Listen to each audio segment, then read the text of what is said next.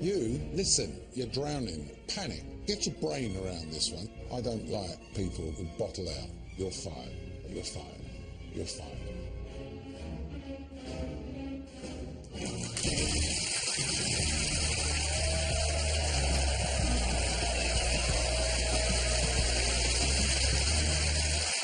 Good evening and welcome to The Apprentice, You're Fired. It's task 5 in Lord Sugar's search for his new business partner with an investment of £250,000 waiting for the winner.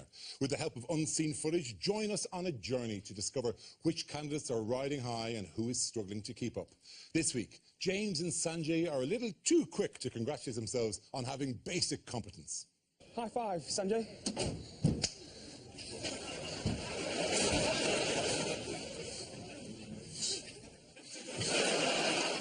A week after Fat Daddy's fitness hell, we saw how Felipe's wardrobe hasn't caught up with how much smaller he is. Is renowned for the amount of things that... Left for your panel, entrepreneur and former Apprentice finalist Ruth Badger, presenter Alex Brooker and comedian Sarah Millican. Welcome to You're Fired.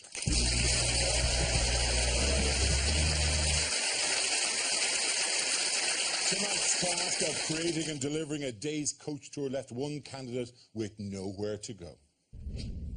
Gemma, you've always been the girl that nearly wins, and I'm sorry to say that you're not going to win on this occasion. Gemma, you're fired. Thank you, Lord Sugar. Thank you.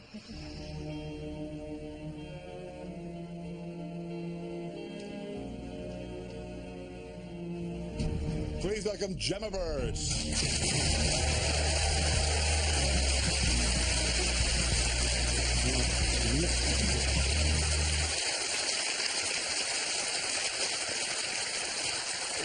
Gemma, obviously, the first question, what's your reaction to being fired?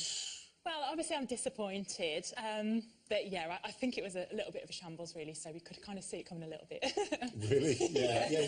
That would be one way of putting it, all right? That's some time. But actually, it was a weird thing, because you picked on one thing that you said, which is, you know, I'm always a girl who comes second, never the winner. That's an unusual philosophy to bring into essentially a competition. Absolutely. Yeah, that's so typical of me. I think, you see a lot of people that are very confident and, I guess, arrogant and things like that, and I'm so passionate. I take a lot of pride in, you know, being a little bit modest. I think modesty goes a long way sometimes. I appreciate it. It's a competitive situation. Probably not the best thing to say at that time. It seems to be an unusual motto with which to enter into. You wouldn't see it written over, like, you know, instead of "This is Anfield," as the players run out, going, "We're the people who usually come second." Just they run out under. And let's say you didn't. I mean, you're 12. So you think maybe you should have been more driven? Yeah, I've definitely got the drive. I just think there's a lot of people in that particular process, especially this year. And again, I think, you know, having this sort of modest undertone to my personality, I just think sometimes I just couldn't break through past some of the characters, you know. Fine, but that does happen every year. Because previously Lord Sugar criticised you for keeping a low profile, as he put it. So tonight you put your head on the chopping block, and it didn't end well. I led the tour at Hever Castle, which was a lot of information to take on board. There is a photo of Henry VIII over there. And there's also one of Anne Boleyn, which is just here. Gemma, this was a very, very poor tour. If you can find that, have a look at that. That's one of the customers asked you what went wrong with Henry and Anne Boleyn, and you didn't really know the answer. It seems to me that sort of Henry wanted to move on, and therefore we caused a bit of controversy about Anne. Gemma, you didn't contribute in any of the business aspects. You don't do much. The contribution every week's been disappointing. I don't know what you've been doing here for 5 weeks, to be honest. I know. I mean, you're clearly a very warm person, a very sympathetic person. Can I ask you just some small technical questions? Though, the photo of Henry VIII, was it a selfie, or was it the one that he posed?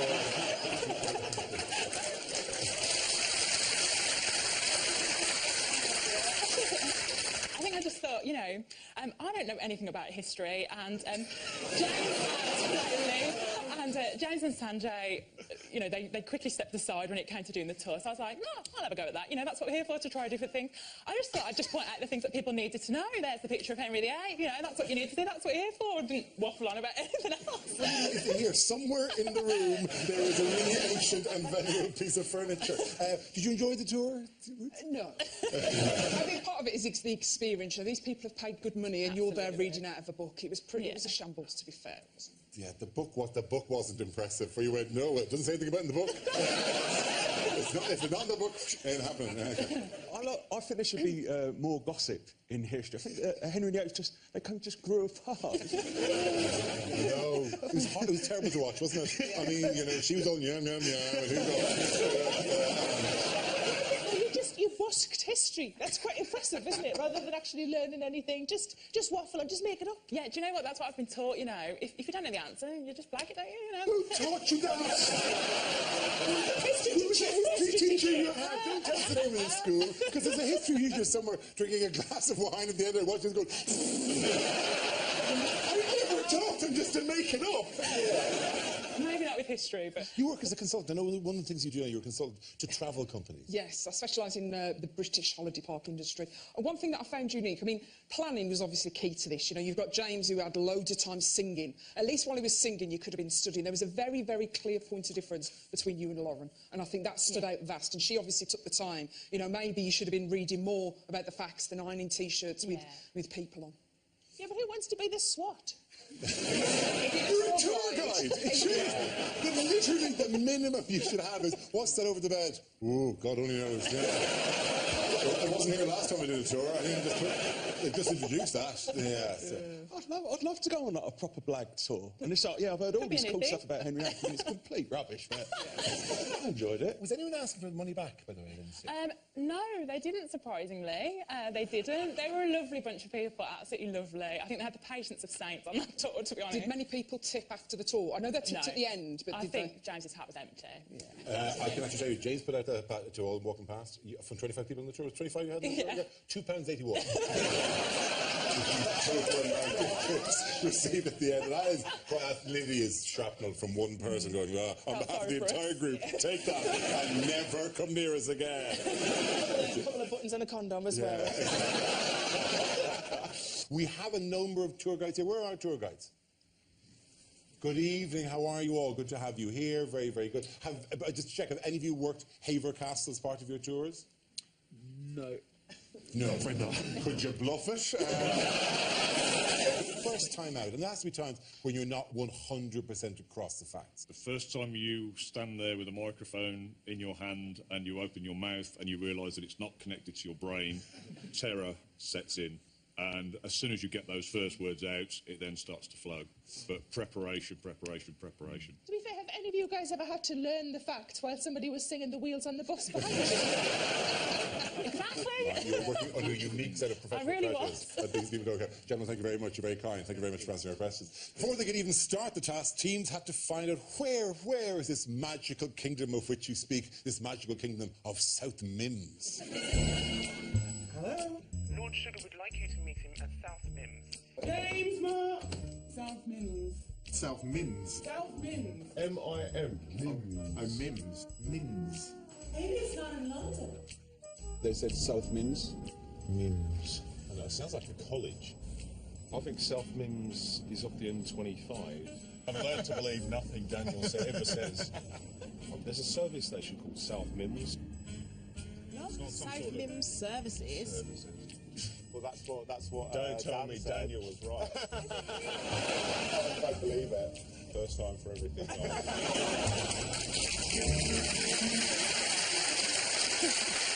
Many of you have heard of South Mims? No, well, I had an excuse because I'm obviously from Birmingham. I didn't know where I was half the time anyway.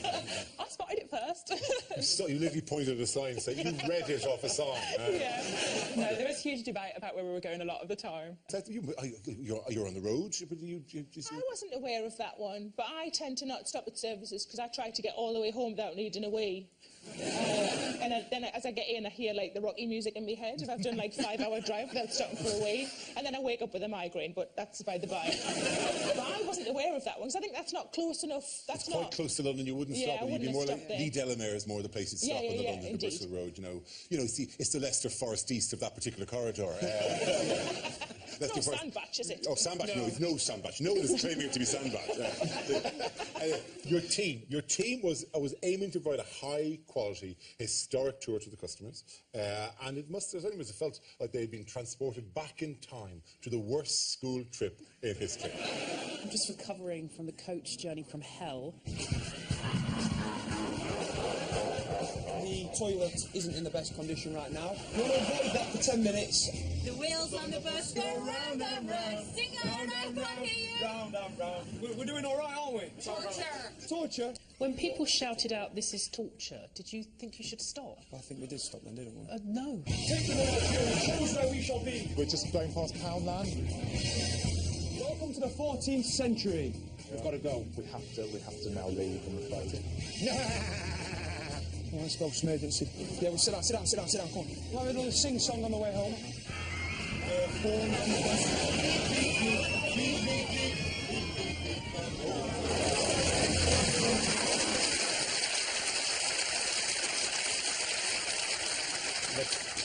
Just have to look at your background. Your background is in the creative arts, ballet, dance. Yeah. You know, yeah. So why are you sitting on a bus singing the wheels and the bus go round and round? There were no children on the bus.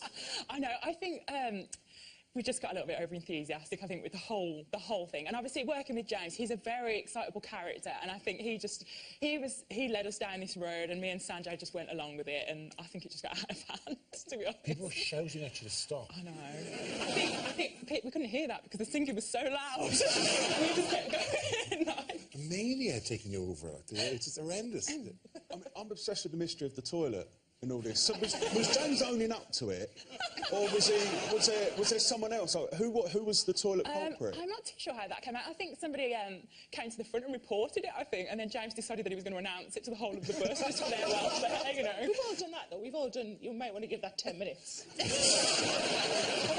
think that's a fairly standard phrase, Just isn't not it? on a bus. On a coach trip, it seems really mean. I mean, like, you might as well give the whole coach 10 minutes. It slowly percolates out.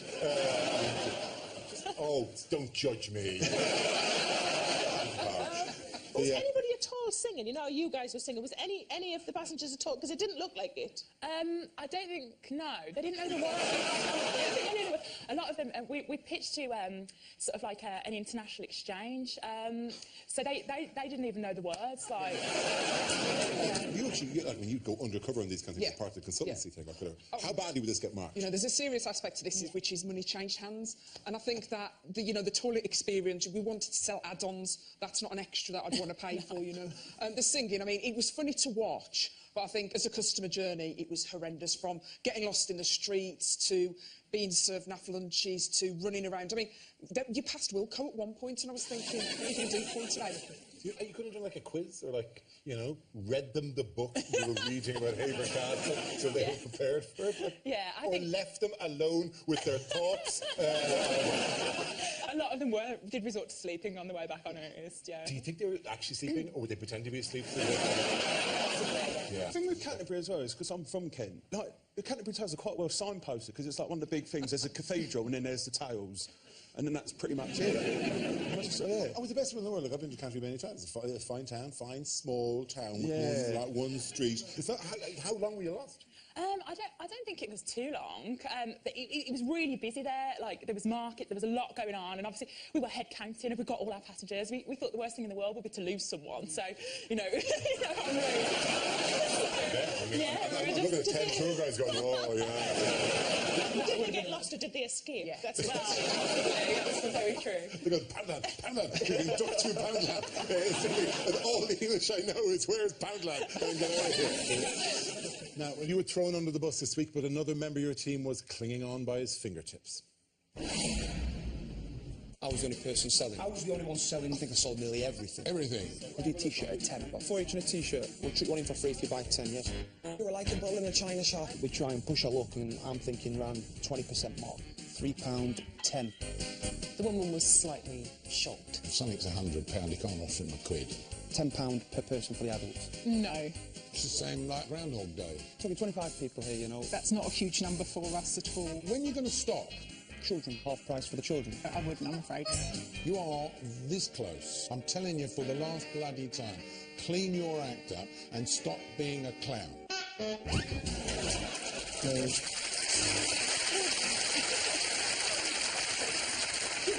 Do you think, because he is the clown, do you think when they do eventually send him home, which they will do you think when he gets in the car the sides will fall off and they'll be like they're coming out of the exhaust? No, excited, not to give anything away, but next week is the fire challenge, where they have to put out a fire, and then he runs in with a bucket and just loads of paper comes out.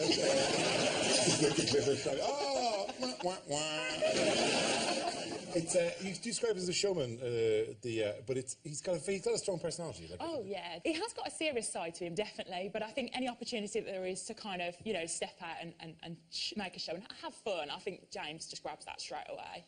Definitely. Yeah, but that's good and bad, isn't it? See, I'm going to shock everybody. I really like him. I like him because at least he does something. He's a character when he gets out there. I would kill him on task. But yeah, he's got one talent that nobody else seems to have in the show, which is when he's in the boardroom, he can control it. Yeah. I think you're lucky that he wasn't in with you. We're rolled over to a certain extent. I mean, on the task as well. This was a serious business programme, and I took it very seriously. And you'll notice that when people were having disagreements, I'm still working. I was busy working, and I didn't necessarily make a fuss about it, didn't make a song and dance about it, but I was there working in the background, and unfortunately, it didn't get noticed. If you don't shout the loudest necessarily in this programme, sometimes you don't get heard. Particularly towards the start of it, it can be a bit like that, yeah. That negotiation with that lady was so tense, I feel like I've got abs now. I was just cringing the whole time. I think he's just a dick. I think everybody's...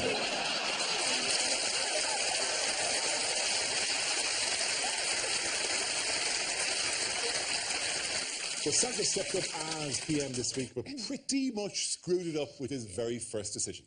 Where did we get this £60 price? Where did this come plucking out of mid-air from? We collectively agreed on that. What particular price are we aiming for? So I think we want to start off aiming at £60. As a former bank manager, if someone would have said, I'm running a tour, what would you be saying to them? I'd ask them for what they expected to earn on the tour and their projection of sales figures. Exactly, yeah. And why didn't you think and that? how much they think they'd spend, because you want to understand projected forecasts. I should have done that, and I will learn from it if you allow me to stay in this process.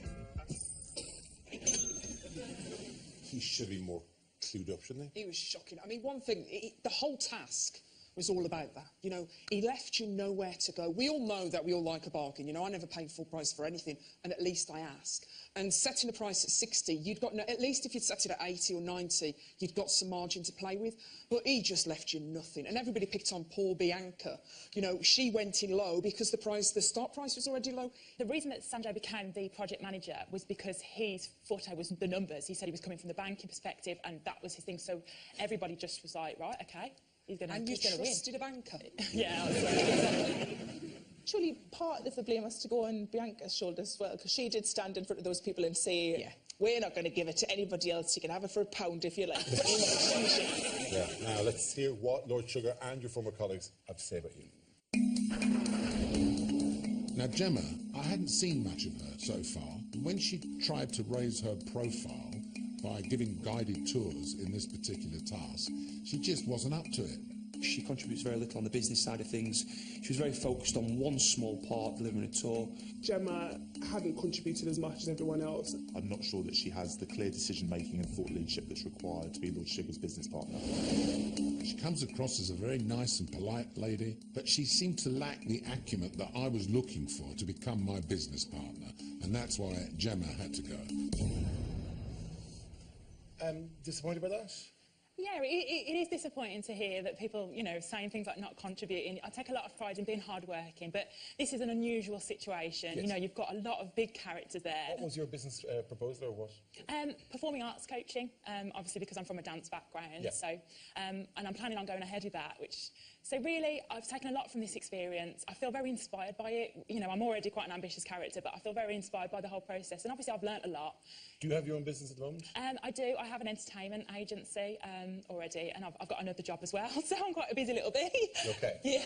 Have you added the singing in now? Oh, gosh, no. Back to the winning team, where Daniel became project manager for the first time. I'll command respect from the other candidates in 2 seconds, simply by what I've done, my presence, and the way I'm going to act.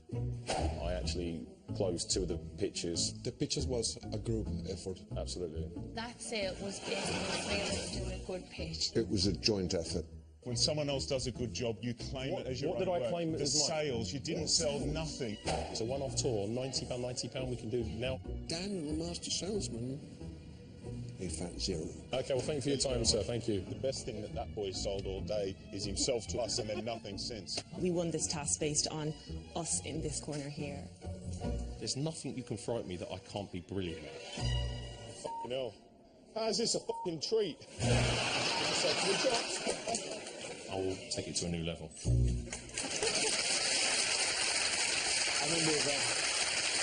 And woman who's working everything here didn't get a hug. The first time you've ever seen a project manager not get a hug. Sarah, not even a pat on the shoulder. The pat went near him. Like the nastiest masseuse in the world. Have you got tension in your back? Well, I'm going to do him instead. You know it's bad when even Felipe turns his back. I mean, this is Felipe who got called a fatty for most of last week. He didn't speak up about it. Yeah. God, well, even Felipe won't hug somebody. He does talk a bit like a magician, though, at times. I shall make them like me immediately. Some chess players think one move ahead. I think 2 moves ahead. Oh, yeah, the great chess players, they think only 2 moves ahead. Often more, surely, than that. Like, convinced or unconvinced by Daniel? No, I've never seen a team manager sort of ostracised by the whole team. There's normally one who likes you. To say I can sell anything and then sell nothing, I'd actually resign, never mind get kicked out the ballroom. Just walk away. I was quite confused when Nick said that his sales figures were this, because I thought, oh, he did really well then. I thought it was... 0, okay. Yeah. Fantastico. He's never played chess, has he? He's never played. Great players think 2 moves ahead. Connect 4. Yeah. Okay, what's your 3rd move? I don't have a 3rd move. 2 moves. Is it not over already? But the Mark Daniel thing... Mark negotiated well, but I think him and Daniel, I'd be interested to watch the next task to see the chemistry there. If that's building back. Mark is just so convincing. Honestly, he could say anything to me and I'd just be like, yeah, mate. Genuinely, like... The accent? Do you like the accent? I don't know, he's just got He's something... quite convincing, He's assuring, isn't he? Yeah, I think One thing so. he did say, he said, oh, you got a very good discount. I said, yes, I think that was the Australian charm. Yeah, is that a phrase? Is that a Congolese thing? You know, I'm speaking as an Irishman, we are obviously famously charming. But the Australians also have that? I wasn't sure if that was it. I don't know. I think he does, though. I think he is quite charming. He's got what I think James wants to have, is this sort of... he's quite smooth. Whereas James is just a dick, as I've said. You said, Gemma, that you always came in second, and when it came to being a tour guide, you weren't the best. Well, I don't think you were the worst. This is my ta-da moment. It's currently home to the 11th Duke of Marlborough. The Battle of Blenheim was in 1704. The palace was commissioned and built in 1705. Hello, it's Felipe Gabriel. I'm going to give you 15 of my favorite facts about Oxford. There are more pigs living in Oxfordshire than people. This is depicting the Battle of Blenheim. This is actually the birthplace of Sir Winston Churchill. He was born right here in this room. Well, does anybody have any facts that you would like me to go through again? No? No? No? Please tell me that he didn't open with the pig one. I think the pig one was like number 13, where he's clearly padding out the facts, rather than, this is the best one, the pigs. He said he could make a nice tape for people to fall asleep to, couldn't he? Just, you know. He talks the history of Oxford. It says a lot that I always watch that thinking, go and have a song, Felipe. So I just burst out a song, because I'm sure there were people thinking, I'd give anything for a song here off him. He looked like he was in a barbershop quartet. We weren't sure exactly how we look. The best comparison we could bring, actually, is to, I don't know if you've watched Mary Poppins recently, Dick Van Dyke. Lauren, on the other hand, my God, she did well. Yeah, I thought she was fantastic. To be honest, she's really standing out for me. She'd obviously done her homework. She'd obviously prepped. She knew where things were in the room that she was talking about at the time. She didn't have a book in her hand. She didn't point any photos out, though, to be fair. You know, there aren't that many photos there, you know what I mean? Like, it's Lauren. Lauren, very impressive. Yeah, I thought she did a brilliant job, you know, but she had maybe more time. Maybe she didn't have as much ironing as you had to do. She did a good job, but I just felt the tour lacked gossip. For me, it was a lot of facts and just not enough lies. We're 5 tasks in now, and Apprentice fans are beginning to pick their favourites. So earlier we asked our studio audience which candidates they're backing and who they think is lacking. Daniel's quite cocky, quite arrogant, and he says he's a salesman but isn't really selling very well. It just seems too big for his boots. James is really annoying because he's really cocky. Looks like he's really difficult to manage, and he just talks way too much. Katie's humble character really warmed the nation when she worked with her teammates last week, and that's why she deserves to win. I'm backing Felipe to win because he's different from the other candidates, and anyone that talks in the third person deserves to win. You're fired. You're fired. You're fired. to our back.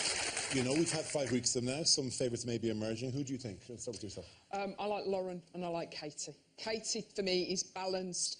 She's northern. She's got this charm and this calm, that I actually really like. OK. Alex? I love Felipe. I do. Do you know what? I've liked him from the very first week. Anybody who goes into the boardroom and says to Lord Sugar, who's an avid Tottenham fan, that Arsenal are a great football club, expects him to go to Bristol. I mean, that takes some, doesn't it? I think Katie is my favourite, mainly because I think I might be related to her. The vote over for Gemma, though.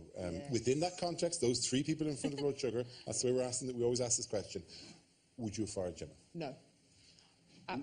Who would you have fired instead? I would have fired Sanjay, because ultimately he was project manager, he made the decision on Canterbury, and he absolutely made the fatal error on the pricing. It was his fault. OK. Alex? I agree. I'd have got rid of Sanjay. The tour wasn't... I mean, it wasn't that bad, was it? I'm a fan of the tour, I've said it time and time again. But that wasn't why you failed. It wasn't like people asking for refunds, so, yeah, I'd have got rid of Sanjay. Sarah? I'd have brought James in. just brought him in, just on his own, just sat him there.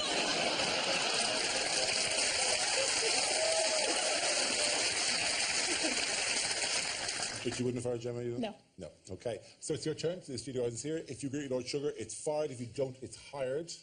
Hold up your cards. That's our first hired of the season, yes.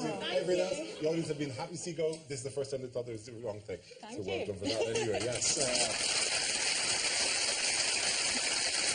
As ever, we wanted to send you away with a token of appreciation with a little gift for you. We wanted the gift to be historically accurate because it was about, you know, a famous couple having broken up and stuff. But we didn't want it to, we didn't want. We know how important it is for you for these things to be informal but accurate. Like so, it's about a famous couple having broken up. So that's you and the sugar rose.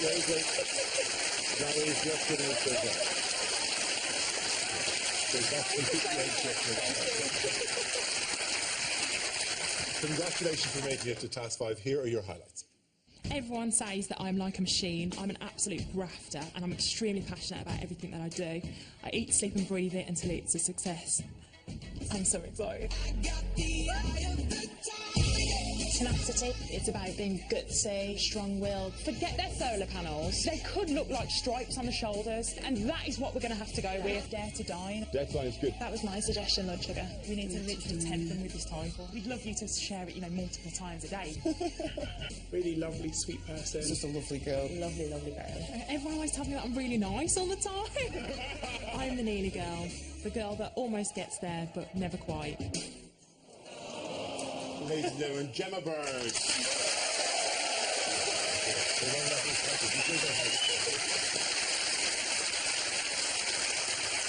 That's it for tonight. Thanks to all my guests. Go to our website at bbc.co.uk/apprentice for loads of extra clips in a section of this week's episode with honest subtitles. You can also find us on Twitter and Facebook. Next week, the candidates have to create a new board game, but who will run out of moves as a result? Yeah, hi, yeah, I'm from America. Do you suffer from delusion?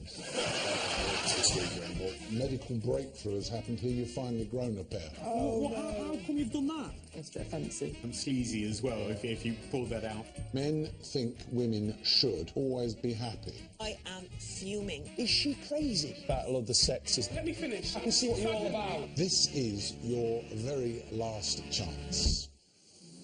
See you at the same time next Wednesday, where I'll be joined by comedian Tiff Stevenson and broadcaster Adi Adepitan. Good night.